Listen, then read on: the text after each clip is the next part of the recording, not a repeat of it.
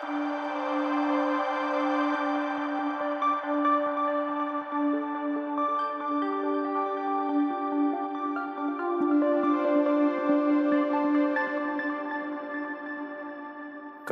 l'a annoncé François, que je remercie de son invitation, je vais vous parler des mécanismes structuraux des infections par les virus enveloppés. Et on va peut-être voir sur la fin de l'exposé si cela peut nous orienter vers une compréhension des origines de la vie. Donc c'est un petit peu différent de ce que nous a présenté Stéphane, mais en fait c'est un petit peu en amont de tout ça, et ça explique peut-être pourquoi on passe son temps à avoir des émergences. Donc les virus à génome d'ARN, en fait, il y en a grossièrement deux catégories. D'abord, c'est la première cause de maladies infectieuses émergentes, à travers des zoonoses, des vecteurs. Et il y a donc deux types de virus. Il y a les virus qui sont non enveloppés, dont le génome est enfermé dans une nucléocapside, qui se désassemble au moment de l'entrée du virus. Et puis, il y a ceux dont nous allons parler, qui sont les virus enveloppés, qui comportent une membrane autour de la capside. Et à la surface de cette membrane, eh bien, il y a un certain nombre de protéines d'enveloppe qui sont exprimées et qui jouent un rôle dans la circulation des virions et dans la protection et l'adressage de ces virions. Donc, évidemment, la pression de sélection des hôtes s'exerce sur ces protéines d'enveloppe, d'où un taux élevé de mutation. Et la question qu'on peut se poser, c'est comment, finalement, ces virus parviennent à maintenir la fonction de leurs protéines d'enveloppe compte tenu de cette pression de sélection. Donc un virus, finalement, c'est un peu comme un arbre. Ça pousse une fois que c'est planté dans un bon terrain, un bon terreau. Et c'est à cette condition-là que l'arbre peut grandir et envoyer des graines pour créer plus d'arbres. Eh bien, un virus, c'est pareil. Ça doit infecter une cellule cible particulière. Et c'est à cette condition-là que le virus va pouvoir se multiplier et s'aimer des nouveaux virions, c'est-à-dire la partie circulante du virus. Et donc, finalement, le virus, c'est plutôt que des virions, une virocellule, c'est-à-dire une cellule infectée. Et pour pouvoir infecter cette cellule, bien évidemment, il y a un certain nombre d'étapes à passer. Et en particulier, pour les virus enveloppés, il faut qu'ils puissent faire entrer leur information génétique dans la cellule. Et c'est le mécanisme auquel nous allons nous intéresser. Donc, une protéine d'enveloppe virale, type, c'est un petit peu comme ce que je vais représenter ici. Donc la protéine d'enveloppe, elle est représentée schématiquement ici, et elle comporte une partie qui est exposée à l'environnement et qui permet la circulation des virions. Et puis de façon sous-jacente, il y a une deuxième partie qui est en fait une nanomachine qui va permettre la fusion, catalyser en quelque sorte, la fusion entre l'enveloppe virale et la membrane de la cellule cible. Donc au moment où le virion circule, il est recruté à la surface des cellules par des facteurs d'attachement. Et si la cellule est bien une cellule cible, eh bien, à un moment, il va rencontrer un récepteur spécifique. Et cette interaction va dégager la nanomachine qui va permettre la création d'un pore à travers lequel le génome va pouvoir être injecté dans la cellule. Donc, ceci a des conséquences immunitaires. Évidemment, cette partie extérieure que j'ai appelée ENV, évidemment, est celle contre lesquelles les anticorps de l'hôte vont être synthétisés. Et lorsque, par hasard, un anticorps empêche l'interaction de cette protéine avec son récepteur, on appelle ça un anticorps neutralisant. Et puis, les anticorps, en revanche, ont beaucoup plus de mal à atteindre la nanomachine, puisque celle-ci est cachée par la protéine d'enveloppe. Donc, du fait de la pression de sélection, il va y avoir un certain nombre de mutations qui vont se développer sur cette protéine d'enveloppe, mais ces mutations doivent conserver la structure, que ce soit dans la protéine d'enveloppe ou dans la nanomachine. En revanche, lorsque la pression de sélection par le virus est très importante sur l'hôte, ce qu'il peut se passer, c'est que l'hôte va développer des mutations sur son récepteur, et à ce moment-là, le virus va tenter de contourner ce blocage en développant des mutations complémentaires, et ça va être le début de ce qu'on appelle une coévolution, et c'est un peu ce dont nous allons parler. Donc, on connaît 3 classes de protéines de fusion. Les protéines de classe 1, où la nanomachine est constituée d'hélices alpha. Les protéines de classe 2, où la nanomachine est constituée de feuillets bêta, c'est-à-dire des hélices plus longues, et donc qui sont souvent organisées à la surface de la cellule en espèces de tuiles. Et puis les classes 3, qui sont un espèce de mix des deux. Et nous allons commencer par nous intéresser à la classe 2. Donc la question traitée ici, et c'est pour essayer de vous faire comprendre un petit peu les enjeux, c'est qu'en fait, les protéines de fusion de classe 2, elles ont d'abord été identifiées sur des maladies vectorielles, c'est-à-dire des maladies virales transmises par des vecteurs. Et parmi ces maladies, certaines entraînaient un ictère, c'est-à-dire une jaunisse. Et c'est la raison pour laquelle on a appelé ces virus des flavivirus, puisque flavi veut dire jaune. Ces virus ont ensuite été classés dans la famille des flaviviridés, au sein de laquelle on retrouve d'autres maladies, telles que les pestivirus pour le bétail et l'hépatite C pour les maladies humaines. Mais ces maladies ont une protéine de fusion qui est différente de la protéine de fusion de classe 2. Donc ceci amène à se poser la question suivante. Est-ce que il faut réviser la classification, c'est-à-dire qu'on a classé ces maladies au sein des flaviviridés, mais ce n'est pas ce qu'il fallait faire. Est-ce qu'il y a un continuum évolutif entre les protéines de classe 2 et les autres protéines de fusion, ou est-ce que c'est une autre explication?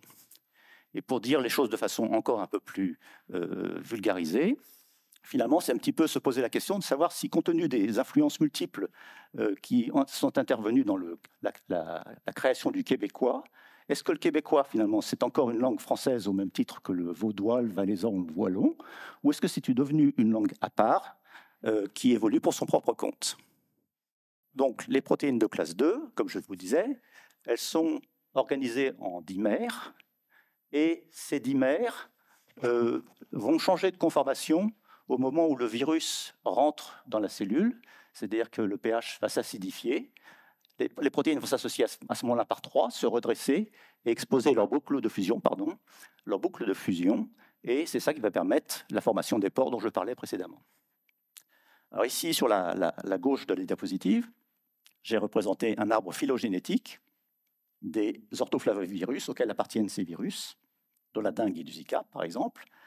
Et cet arbre phylogénétique est centré sur la réplicase, c'est-à-dire sur la RNA polymérase, qui permet la multiplication de l'ARN génomique.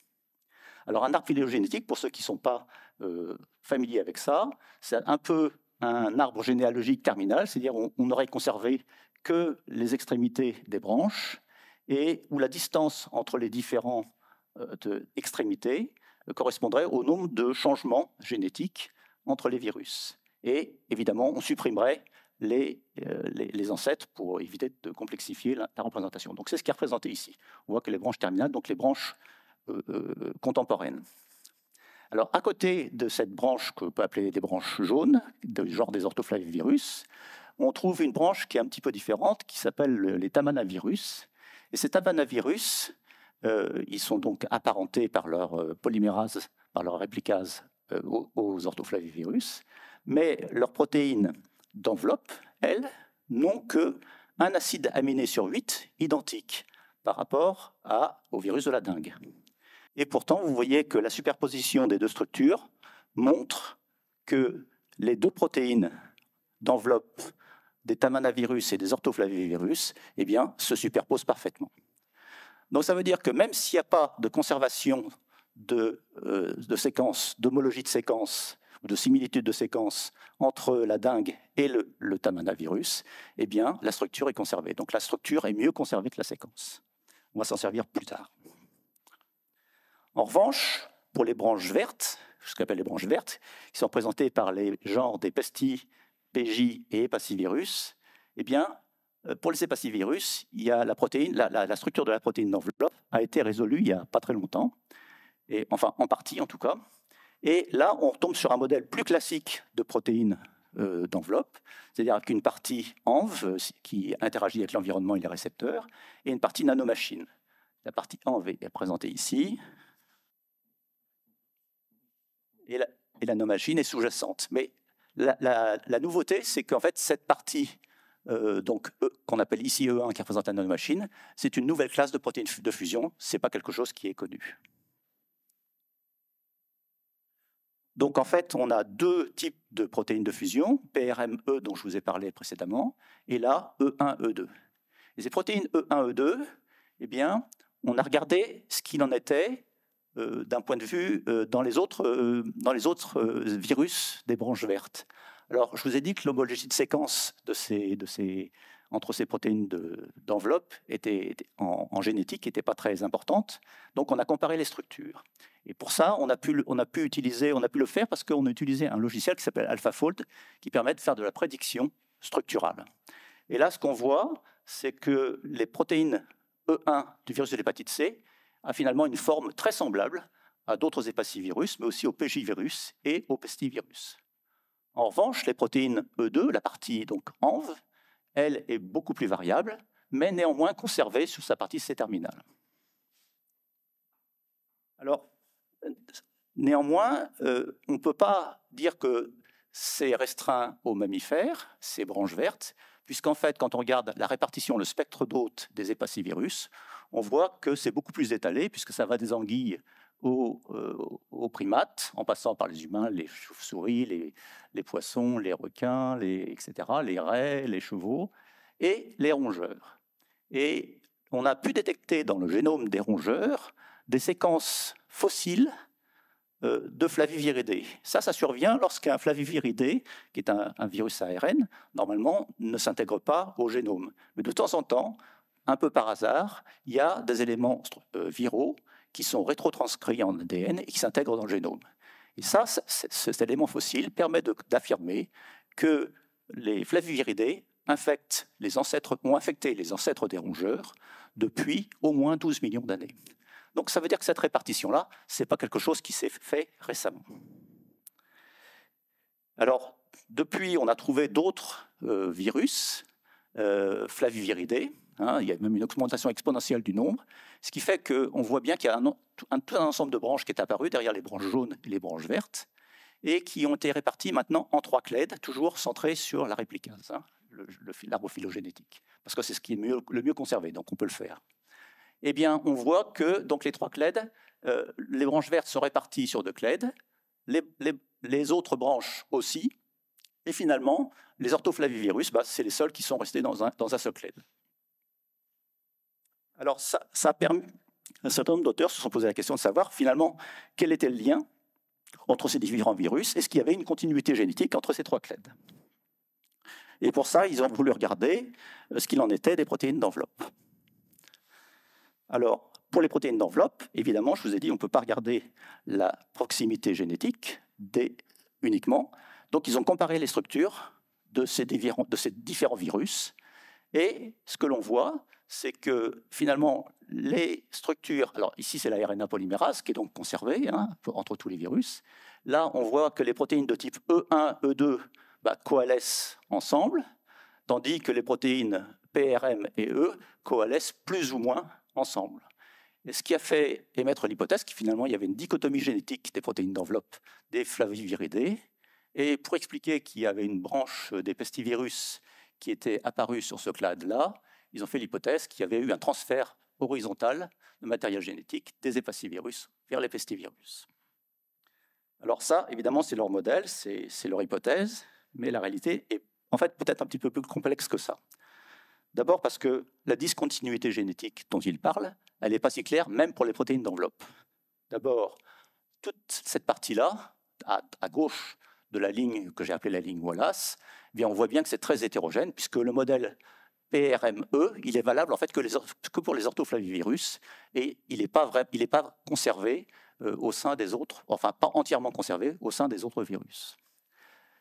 La deuxième chose, c'est qu'on voit bien qu'il y a des paramètres qui ont une forme de continuité, comme la méthyltransférase, qui est utile pour caper le génome, pour que ce génome puisse être traduit.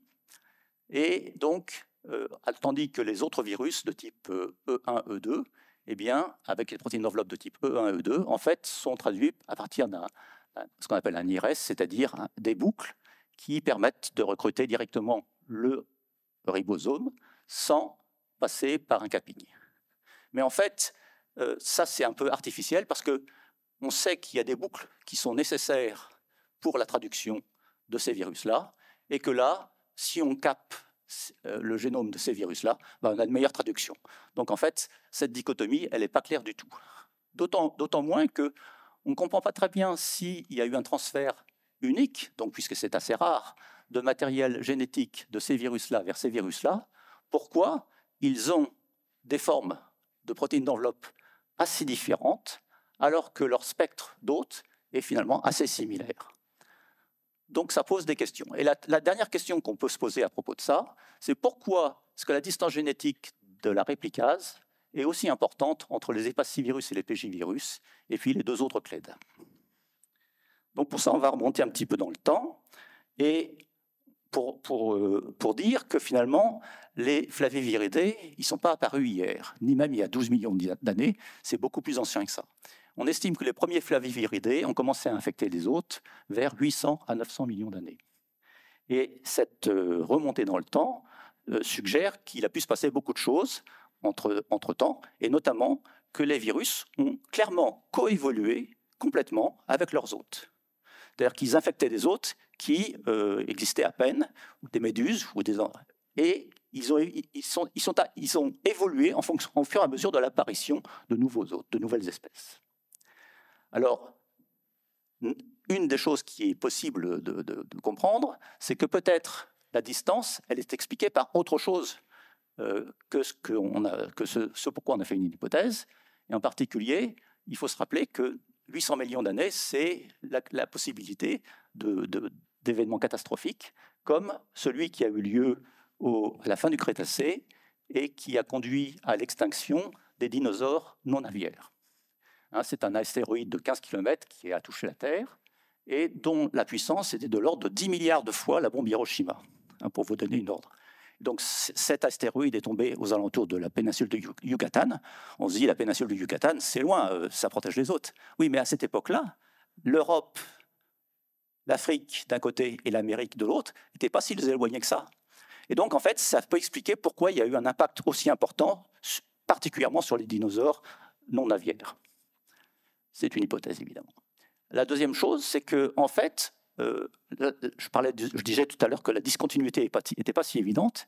En fait, dans les virus qu'il y a dans ce clade, à côté des pestivirus, il y a ce qu'on appelle des pestivirus-like viruses. Et parmi ces virus, on trouve le virus de l'arrêt d'oxyamène. Et la protéine d'enveloppe de ce virus, elle a une particularité, c'est qu'ici, on a la protéine E2, enfin la partie C-terminale de la partie E2. Là, on a la partie C-terminale de la protéine accessoire, qui n'a pas de nom particulier, puisqu'il n'y a pas de protéine PRM pour ces virus-là. Et en fait, le clivage entre cette protéine-là et la suite de ce qui est codé par le génome, eh bien, c'est un site de coupure par la signal peptidase. Maintenant, si on imagine que ce site, il y a 1 ou 2 acides aminés qui sont mutés, pas beaucoup plus, eh bien, la signal peptidase va moins bien couper, voire plus couper du tout. Et dans ces cas-là, qu'est-ce qu'elle va faire ? Elle va aller couper le site suivant. Et à ce moment-là, qu'est-ce qu'on voit ? Eh bien, on voit que ça conserve, que le domaine qui était ici, le domaine transmembranaire, devient une boucle un peu à la façon de E1. Et donc, on peut comprendre que par glissement génétique, avec finalement relativement peu d'événements, eh bien, on peut passer d'une spécificité à une autre par évolution successive. Et alors, c'est un petit peu ce qui s'est passé, vous avez eu un exemple il n'y a pas très longtemps, à propos de la Covid, du SARS-CoV-2, le virus qui était responsable de cette maladie. Et donc, en fait, au départ, on partait de virus de chauve-souris, des coronavirus de chauve-souris, qui se liaient à des récepteurs ACE2 de chauve-souris. Et l'équipe de Markellois a trouvé dans le nord de Laos des coronavirus apparentés dont les spicules se liaient aux ACE2 de chauve-souris et avaient la capacité de se lier aux ACE2 humains. Et puis, après sélection, après plusieurs milliards d'infections, eh bien, maintenant, on a des spicules qui reconnaissent essentiellement l'ACE2 humain. Donc, ce n'est pas un phénomène du tout inhabituel. Et donc, je voudrais passer ici un petit message, c'est à propos des classifications que l'on propose à tort et à travers, à chaque fois qu'il y a un nouvel événement. Moi, je crois qu'il faut essayer de prendre un peu de recul par rapport à ça, comme l'ont fait les chimistes dans leur temps, quand Mendeleïev et d'autres ont constaté que finalement, les éléments chimiques qu'ils identifiaient, il y avait une périodicité des propriétés des éléments en fonction de leur masse. Et ils ont donc proposé une classification qui reposait sur cette propriété fondamentale, ce qui a permis de faire avancer la connaissance. Et d'ailleurs, ça a permis de boucher les trous de ce qu'on ne connaissait pas. Et aujourd'hui, cette classification reste essentiellement toujours la même. Donc je voudrais citer ici Albert Camus, qui est mal nommer les choses, c'est finalement ajouter au malheur du monde. Donc je vous ai un petit peu annoncé qu'on allait essayer de voir en quoi ça pourrait nous éclairer sur les origines de la vie. Et donc je vais vous passer les quelques dernières minutes à vous expliquer ce que j'entends par là. Donc il y a encore une décennie, on pensait que les virus qui sont représentés en rouge ici, qui infectaient les mammifères, finalement, ils n'infectaient essentiellement que les mammifères. Et depuis une dizaine d'années, on s'est aperçu qu'en fait, ces virus-là, eh bien, ils ont un spectre d'hôtes beaucoup plus large. Donc ça suggère que les virus à ARN qui infectent les mammifères, ils sont apparus beaucoup plus tôt que les mammifères. Donc ce que je vous ai expliqué pour les flavivirus, les flaviviridés, finalement, c'est vrai pour l'ensemble des virus à ARN, enveloppés ou pas d'ailleurs. Récemment, il y a une équipe qui a repris toutes les données qui existaient sur les virus, et les virus à ARN. Et en fait, ils ont modélisé ces données en utilisant ce qu'on appelle une intelligence artificielle de type transformer. Et ils ont, en conservant donc une classification fondée sur la réplicase, comme je vous l'ai expliqué pour les flaviviridés, ils ont encodé des séquences et leur structure. Et, un peu à la façon dont je vous ai expliqué aussi, ils ont proposé un modèle qui permettait d'identifier donc 145 millions de protéines appartenant à 162 000 espèces de virus à ARN, à génome d'ARN, et qu'ils ont classé en 180 supergroupes. Aujourd'hui, ce qu'on connaissait jusqu'à présent, c'est 21 supergroupes, 21 superfamilles. Et donc, ça a étendu le nombre de familles qui existent, avec des données, hein, et même à des familles où il y a beaucoup moins de données, qui sont plus hypothétiques, qui se trouvent à la marge. Et cette représentation me fait penser à cette représentation de l'univers, héliocentrique de l'univers, où on a finalement, dans le monde connu, on a le Soleil, on a les planètes de notre système, puis les autres étoiles de notre galaxie, puis les galaxies qui nous côtoient, et plus on s'éloigne, plus on remonte dans le temps jusqu'à l'origine, le Big Bang. Eh bien, on peut se demander si finalement ces virus à ARN qu'on ne connaît pas encore bien, ou pas du tout, eh bien, ils ne peuvent pas nous éclairer sur la façon dont, un jour, des réactions chimiques se sont mises à encoder de l'information sur des acides nucléiques jusqu'à atteindre la première ribocellule. Alors, les conséquences pour les détections des maladies virales émergentes. Alors, d'abord, nous avons créé un groupe de travail qui s'appelle Détection précoce et surveillance des infections virales émergentes chez l'animal. Donc, nous avons rédigé un communiqué, nous allons rédiger un avis, et il y aura une séance à l'Académie le 5 juin 2025. Donc, ce que je voulais vous dire à ce propos, c'est que les virus, en fait, préexistent. Parce que les virus ne peuvent exister que dans des hôtes, des virocellules.